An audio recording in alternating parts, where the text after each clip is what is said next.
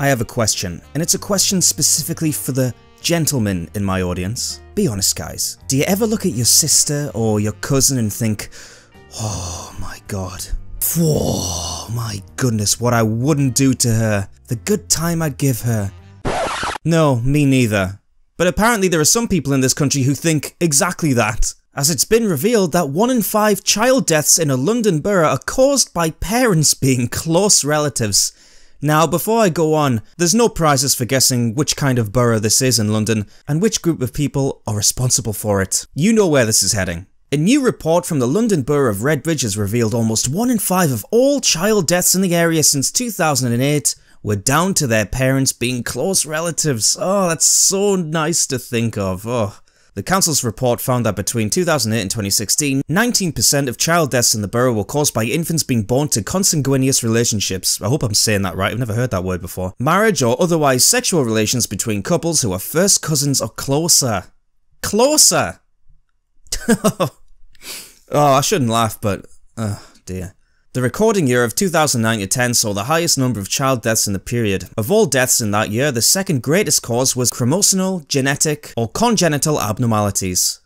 Who's fucking their sisters? Come on. The Ilford Recorder reports the remarks of Child Death Overview Panel Chairman Gladys Xavier, what a name, who told the meeting there were ongoing education programs targeting Asian communities in the area to address the prevalence of incest, which the paper referred to as a continued problem. And by Asian, they don't mean your lovely Chinese student down the road who's studying engineering. No, not that Asian. The council has also asked local schools to emphasise the teaching of genetics to children. Oh, now we're going down a dangerous road. Teaching genetics to children, that sounds very Hitlerish to me, you Nazis. Genetics, no. We can't have that. The 2011 census found that 41% of Redbridge residents identify as Asian or Asian British. And the religious makeup of the area was 36.8% Christian, 23.3% Muslim, and 11.4% Hindu. Now this article just sounds racist to me, I don't know what you think. I refuse to believe that this is possible in our multicultural utopia that we live in. Concerns over consanguineous relationships in Redbridge focus around particular communities in the borough, with the report stating that the practice is most common among Pakistani communities, and the same pattern can be observed in Redbridge. Pakistani community? Oh no, they're brown people! No! Why can't you say it's white Dutch or something? Oh. Of all child deaths in the area in the Time studies, 9% were to Pakistani ethnicity parents and were the result of genetic complications arising from having related parents. Oh, for God's sake. Despite the attempts to reach out to these communities, there was a concern the educational drive was falling on deaf ears. Oh God. Councillor Joyce Ryan told the board meeting, although everyone is battling hard at this, it is something that some communities struggle to accept and sometimes do not want to accept. That's because they enjoy shagging their cousins too much, obviously. And just so you can visualise this problem a little more, here's a graph, and I do love a good graph because it looks more professional. Here's a graph showing the cause of infant death by ethnic group in England and Wales. This is from 2005, so it's quite old, but still relevant. As you can see, congenital anomalies at the top. Pakistani communities way out in front. Way out in front. Now, in all seriousness here, I know I'm delivering this story with a sarcastic tone, and I know it's a serious issue because kids are dying here because of their parents being related.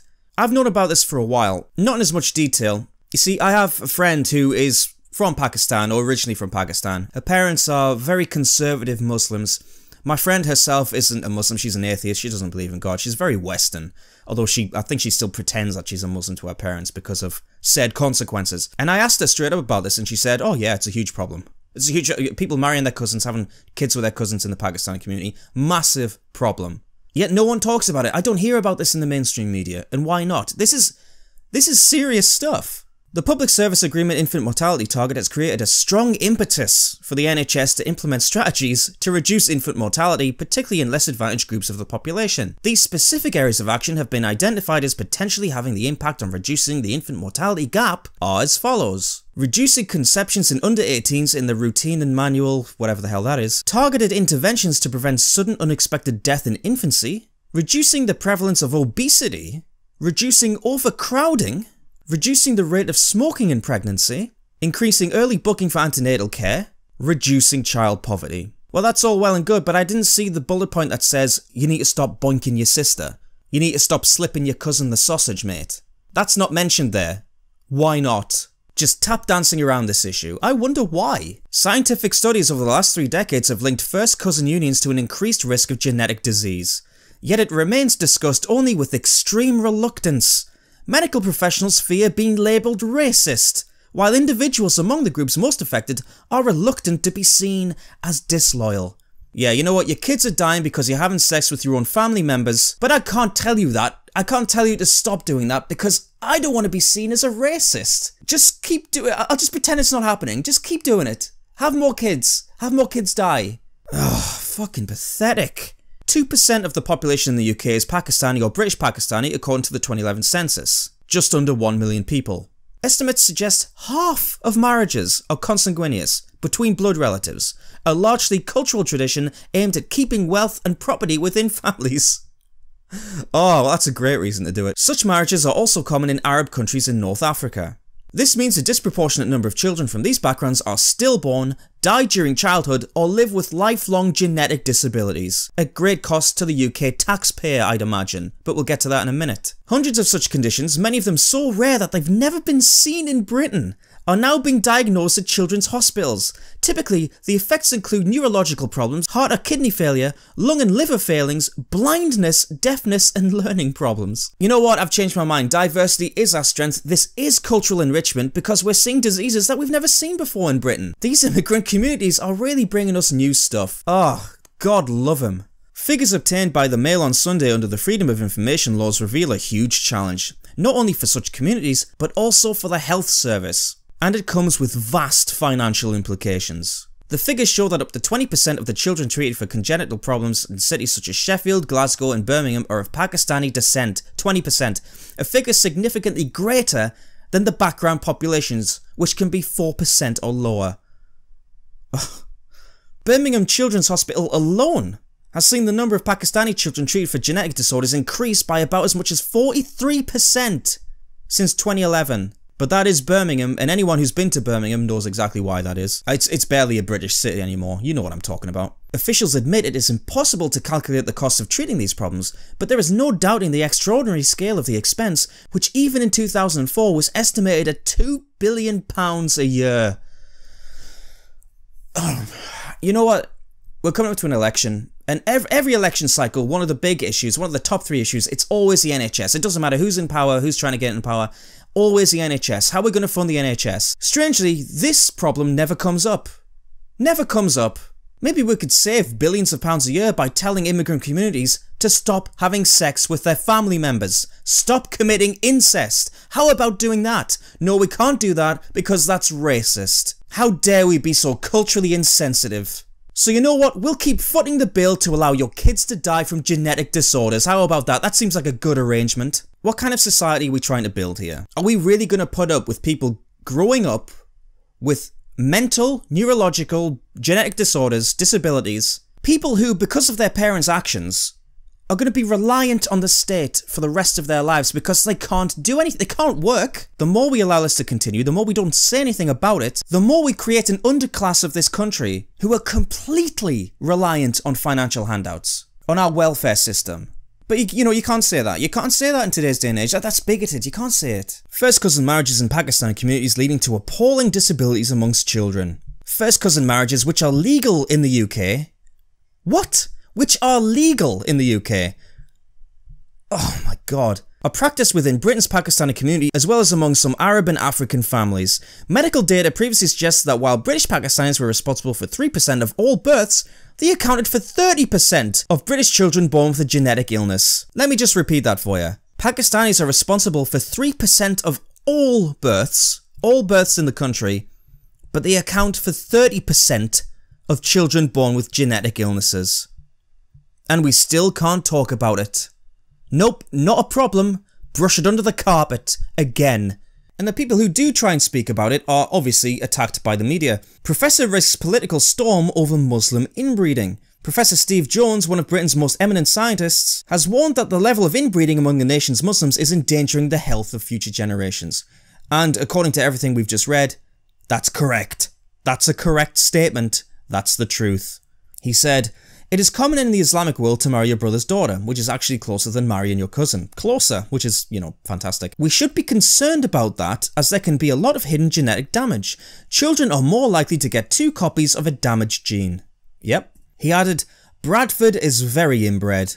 There is a huge amount of cousins marrying each other there. Research in Bradford has found that babies born to Pakistani women are twice as likely to die in their first year as babies born to white mothers, with genetic problems linked to inbreeding identified as a significant cause. Studies have found that within the city, more than 70% of marriages are between relations, with more than half involving first cousins."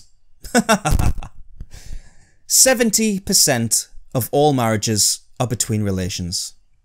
In Bradford, and once again, much like Birmingham, if you've ever been to Bradford, you wouldn't be surprised at hearing that. Mohammed Salim Khan, chief executive of the Bradford Council for Mosques, said, "It is important to discuss these issues, but I just do not know of any firm evidence backing up Professor Jones's claims. I think we need more conclusive studies so we can know for certain if there is a genuine risk. Marriages between cousins is certainly common within South Asia, but it's becoming less so in Britain and also in Bradford, really.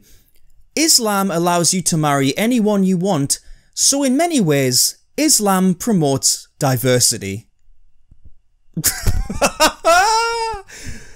Oh, wow. Fuck me. Islam promotes diversity because it allows you to marry your family members and have kids with it. Well, I've heard it all now.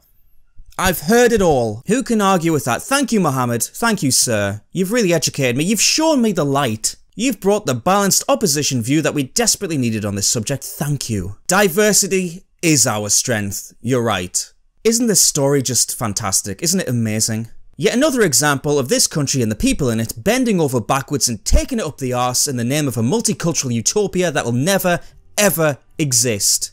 No, we can't identify the problems with incest in Pakistani communities, in Islamic communities. We can't do that. No, that's racism. Yeah, that's racism, straight up. Straight up. How dare you?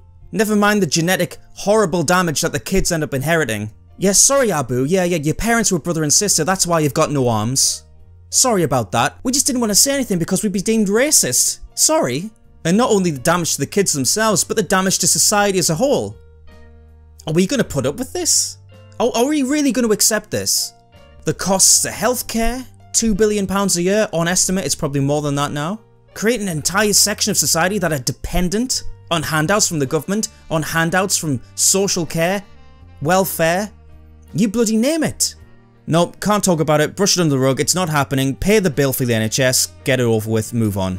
You know what? I'm gonna say something incredibly racist right now. You ready? Prepare yourselves, here we go. Incest is wrong. Incest creates problems. Incest fucks up your kids. There we go, I just had to get that out. Sorry for being incredibly racist and bigoted there. I just had to say it. Had to get off my chest. Thank you.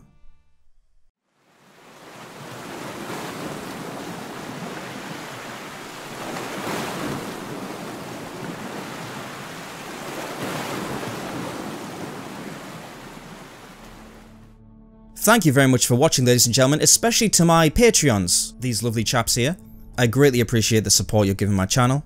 If you'd like to support the channel too, my Patreon link is down below, as well as all my social media links. Once again, thanks a lot for watching, and I'll see you next time.